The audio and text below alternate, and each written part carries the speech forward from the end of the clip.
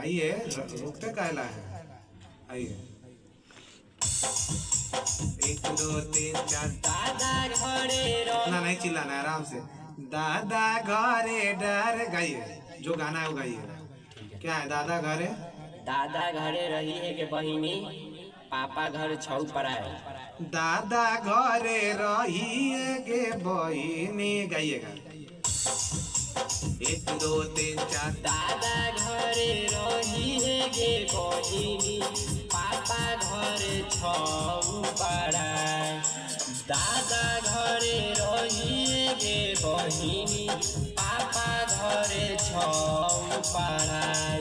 दादा से